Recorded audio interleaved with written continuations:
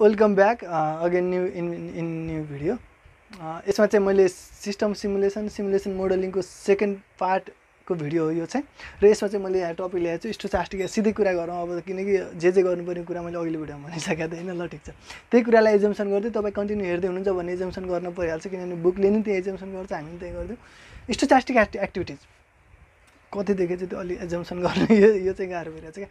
स्टोचास्टिक activities भन्नुभन्दा अगाडि अर्को एउटा कुरा भन्नुपर्ने हुन्छ, डिटर्मिनेन्ट एक्टिभिटिज अथवा डिटर्मिनास्टिक एक्टिभिटिज। त्यो भन्नु चाहिँ कस्तो भन्दाखेरि केही गर्दै हुनुहुन्छ र त्यसको आउटकम थाहा छ क्या, इनपुटको भरमा आउटकम थाहा छ, पर्फेक्ट त्यही नै हुन्छ। 2 + 3 अभियसली 5 हुन्छ, ठिक छ।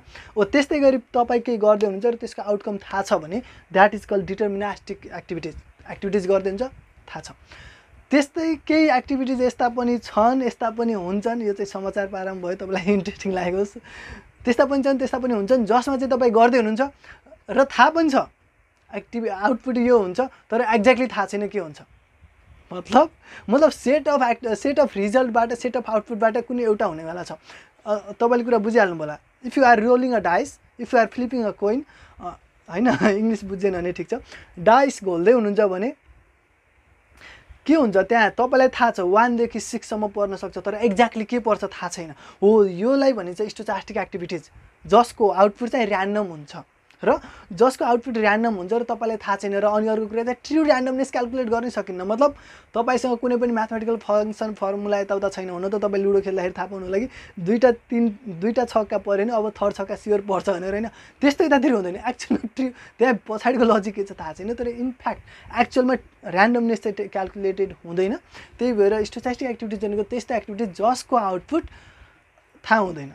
सिम्पल कुरा होइन, मतलब रेन्ज अफ आउटपुटबाट हुन सक्छ तर डिटरमाइन गर्न सकिँदैन। अगाडि नै इनपुटको भरमा बोल्न सकिँदैन यही पाउँछस् भनेर। गर्ने त डाइस हल्लाउने त हो नि, तर ट्याक्कै 4 पार्छस् कि 5 पार्छस् भन्ने कुरा भन्न सकिँदैन। थाहा छ 1 देखि 6 सम्म पार्छस् भन्ने चाहिँ थाहा छ, तर यही पार्छस् भन्न सकिँदैन। यो हो पावर स्टोचास्टिकको। यो बबाले काम लाग्छ, यो मतलब काम लाग्छ भन्दा नि लगभग धेरै जस्तो कुराहरू चाहिँ स्टोचास्टिक नै हुन्छन् क्या।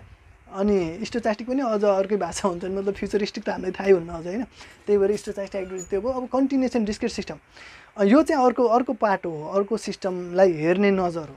कुरा कस्तो भन्दा अहिले म भिडियो खिचिरहेको छु, मैले बोलिरहेको छु कन्टिन्युअस, यहाँ दुईटै सिस्टमको युज भइरहेछ हो। अब मैले ट्याक्कै यो कुरा यो भनिरहनु पनि जरुरी त छैन, तर एउटा सानो कुरा मलाई नि मन पर्यो भएर चाहिँ भन्न आएको। खासमा कुरा के भन्दाखेरि अहिले म बोलिरहेको छु, म अहिले कन्टिन्युअसमा छु, तर जब मोबाइलमा सेभ हुन्छ रेकर्डिङ भइरहेछ त्यही पनि कन्टिन्युसै देखिन्छ। तर इनफ्याक्ट तपाईँले बुझिसक्नुभयो, इनफ्याक्ट म बोलेको यो साउन्ड कन्टिन्युअस भए तापनि यहाँबाट इलेक्ट्रिकल्ली जाने बेलामा डिजिटलाइज हुनुपर्छ, र डिजिटलाइज हुने बित्तिकै त्यो डिस्क्रिट भइसक्यो।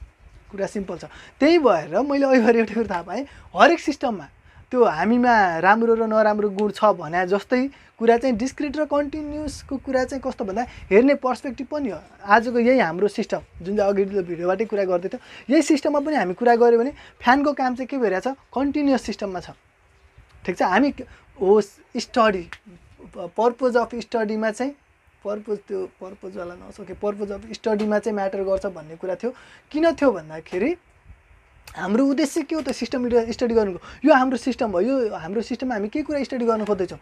मानौ मैले कताबाट दिँदाखेरि कताबाट बोल्दाखेरि चाहिँ राम्रो आउँछ अथवा कताबाट क्यामेरा एकदम, तर यो स्टडी गरेर नै गरे अब साँच्ची कुरा चाहिँ, होइन। क्यामेरा अलिकति यस्तो रिपोजिसन छ, तपाईँले हाम्रो डिरेक्सन हेरेर थाहा पाउन सक्नुहुन्छ, यो कुरा स्टडी गरेरै गरे हो। यस्तै गरी सिस्टमको हामी के कुरा स्टडी गर्दैछौँ त, सिस्टम त थियो नि हामीसँग, तर पनि ओभरअल सिस्टम होइन कि सिस्टमको के पार्ट चाहिँ इम्पोर्टेन्ट छ हामीसँग, पर्पज स्टडी के हो त त्यसको बेसिसमा हेर्छौँ, र त्यसको बेसिसमा हामीसँग कन्टिन्युअस र डिस्क्रिट सिस्टम हुनसक्छ। फर इक्जाम्पल एउटै सिस्टममा पनि हामीसँग पाटो चाहिँ के छ त, यहीँ पनि कन्टिन्युअस सिस्टमको डिग्री मतलब हुन्छ नि तौलिने भन्दा पनि जस त्यो चिज धेरै इम्प्याक्ट पाएर हुनसक्छ, र डिस्क्रिट सिस्टम थोरै हुनसक्छ। प्रोडोमिनेन्ट चाहिँ के हुनसक्छ, कन्टिन्युअस हुनसक्छ, र ओभरअल हामी सिस्टमलाई कन्टिन्युअस कन्सिडर गर्न सकिन्छ। अथवा हेर्ने पर्सपेक्टिभ हामीले बदल्यौँ भन्नुको मतलब हाम्रो पर्पज अफ स्टडी हामीले बदल्यौँ भने के हुनसक्छ, हाम्रो सिस्टम चाहिँ हामीले डिस्क्रिट पोइन्ट अफ भ्यूबाट हेर्न सक्छौँ। फर इक्जाम्पल मार्कर, सिस्टममा भएको मार्कर त्यो त के छ, डिस्क्रिट छ नि त, एउटा छ दुईवटा छ अथवा त्यस्तो हुन्छ, तर कन्टिन्युअस हुन मिल्दैन नि त हो। त्यही भएर कन्टिन्युअस एन्ड डिस्क्रिट सिस्टम भनेको थियो। अनि अर्को कुरा अब अहिले आएर डिफिनेसन गर्न खोज्दैछु म। कन्टिन्युस भनेको त्यो सिस्टम जसमा चाहिँ स्मुथ चेन्ज हुन्छ, स्मुथनेस हुन्छ, र डिस्क्रिट भनेको त्यो जसमा चाहिँ रफनेस हुन्छ, जसमा चाहिँ डिस्कन्टिन्युटी हुन्छ। Perfect. Okay this is for this video, किनभने अब म जे बोल्नेवाला छु, अबको नेक्स्ट भिडियो जे हुनेवाला छ त्यो चाहिँ मलाई पर्सनली बबाले दामी लागेको। अनि एनालाइटिकल क्वेसन आउन सक्ने, मतलब आयो भने लिङ्क गरेर त्यहीमा चाहिँ हुनसक्छ एउटा दुईवटा एनालाइटिकल क्वेसनको हामी छलफल पनि गरौँला, डिस्कस पनि गरौँला, ठिक छ। त्यही भएर अब त्यो भिडियो चाहिँ तपाईँले छुट्याइ पनि छुटाउनुहोस्, तर नछुटाउनुहोस् भन्छु म चाहिँ, किनभने मलाई नि त्यो बबाले मजा आइरहेको थियो। यी सबै कुराहरू इन्ट्रोडक्टरी भन्न खोज्यो, त्यो भिडियोको लागि चाहिँ यो चाहिँ के त ऱ्याप अप समथिङ यस्तो के भन्छ होइन, त्यो हाइलाइट जस्तै हो क्या। ल ठिक छ, thank you so much for watching this video, piece.